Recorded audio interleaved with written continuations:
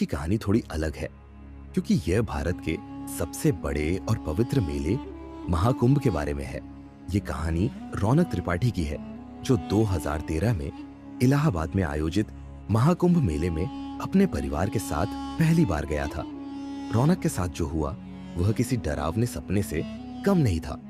रौनक एक 19 साल का नौजवान था।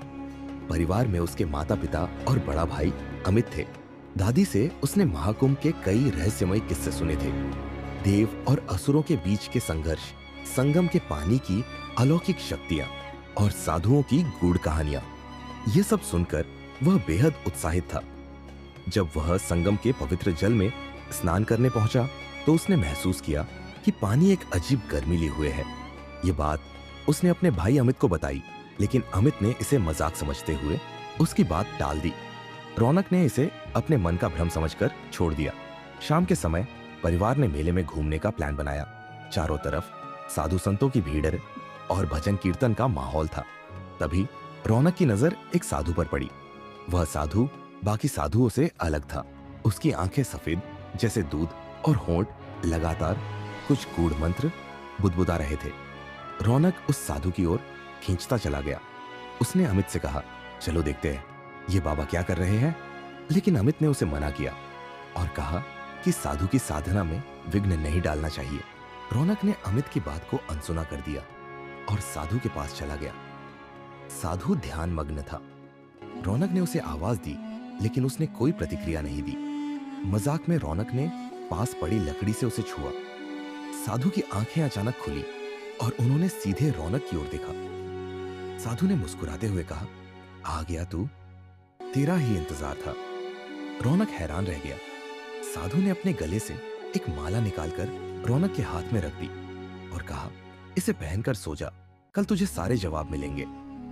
रात को रौनक ने माला पहनकर सोने की कोशिश की, लेकिन जैसे ही उसने आंखें बंद की उसे खौफनाक सपने आने लगे।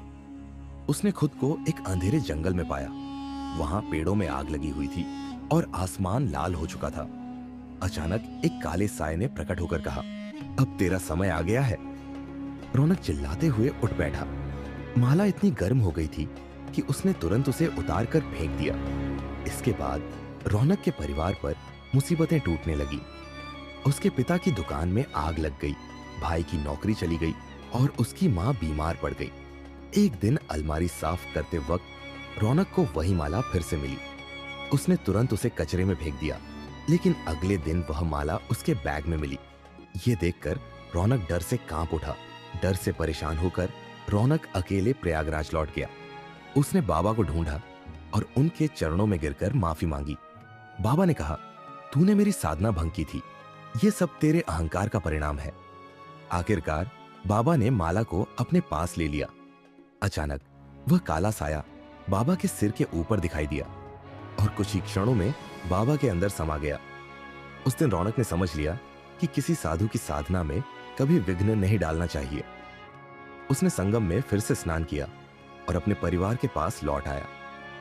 धीरे धीरे उनके जीवन में सब कुछ सामान्य हो गया। आप सबको ये कहानी कैसी लगी? हमें कमेंट करके बताएं।